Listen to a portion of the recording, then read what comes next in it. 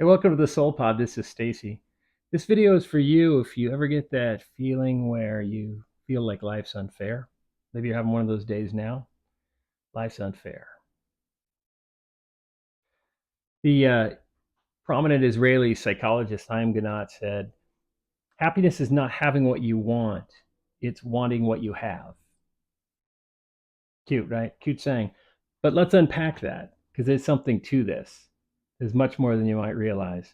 I'm going to start it off by telling you a story. A few weeks back, I was walking down the street and going to a hospital visit, and this guy goes by me in a wheelchair. He's missing both his legs from the knees down. Still had bandages on him, so fairly fresh. And he looks at me and goes, "Hey, nice legs." I mean, genuinely happy, upbeat, positive, nice legs. Well, I'd been kind of whining and bitching to myself that day because my right knee's been bugging me. I turned and I said, "Hey, thank you.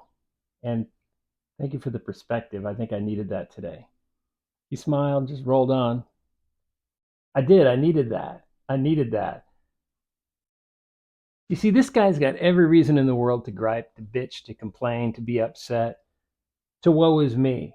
He's missing two legs. I don't know what his backstory is, but I get the sense that he had those until recently. He looked like a guy who got around. Like he looked healthy. His upper legs looked strong. Don't know what happened, but wow, did I need that perspective check? It doesn't matter how bad we've got it. Someone's got it worse. Someone's got it worse somewhere.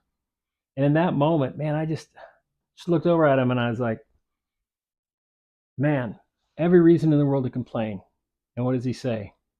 Nice legs. Irony? A little bit. Humor? Hell yeah, lots of it.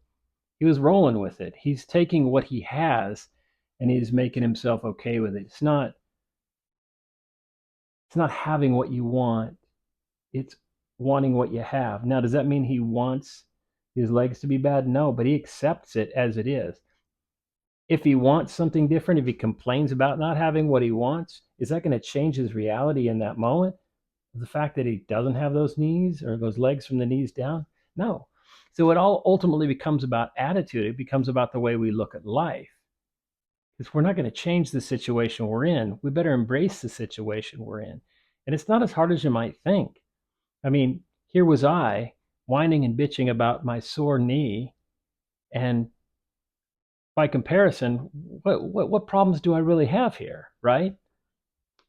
And it gets bigger than that. There have been plenty of people who've rolled with bigger things than that. And honestly, you and I on the average day, we're probably, speaking for me at least, I can get wrapped around the axle about some silly little things. But perspective like that, that's a beautiful thing. Back in the 1800s, there's this lady named Fanny Crosby. And at 6 months old, she lost her vision due to a medical accident, and so she didn't have vision her whole life growing up. And but she did grow up to be a writer, a poet. She wrote music as well. She wrote some actually very famous church hymns that are still sung today. So incredibly successful. For someone one day said, "Wow, it's just too bad you don't have any vision." And she said, "Yeah, well, it's great. I have a great imagination then." That's the attitude. That's the attitude. She wasn't just dealing with the fact that she was blind. She was embracing the fact that she was blind and she wasn't letting it be a thing. Instead, she was focusing on what was positive in her life. Fanny said, "Hey, at least I've got a great imagination." And she did, clearly. Poet, songwriter, fantastic. Fanny went on to live to be 94 years old. Blind? Yeah. But did she live a life? Hell yeah. It's all about attitude. While we're talking about this, I also want to talk about the fact that sometimes that perspective that we need, that perspective that that guy gave me that day when I was whining to myself internally about my bum knee, sometimes we're receiving that perspective, but sometimes we're giving it. And usually when we're giving it, we don't know we're giving it. I doubt that that man that day knew that his comment was going to give me the gift that it gave me. It was just simply his way of rolling with his situation, so to speak. No pun intended. But he was just rolling with it. It was what it was. And even though it was fresh, I think, based on what I could tell, he was learning how to deal with it, how to embrace it, how to want what he had. Are you struggling with any of that? Are you struggling with any of these stories in your head about this something in your life or something in your body or something in your existence not being right, not being okay, it's not fair, these sorts of stories? What's getting you down today? Admit it to yourself. Just admit it to yourself. Just own it. I don't mean admit it like you got to, tell on yourself. Just look at the reality of it. Consider it for a moment. And then count your blessings. Now, it's a simple thing and it's almost cliche to say it, but it's because it's true. That saying, count your blessings, has been around forever. At least you've got your health. Another great cliche. The reason is there's power in it. Powerful ideas don't go away. So I've got a knee that's been giving me trouble. It's a little better now, but I got some pretty good eyes. You know, I see pretty great.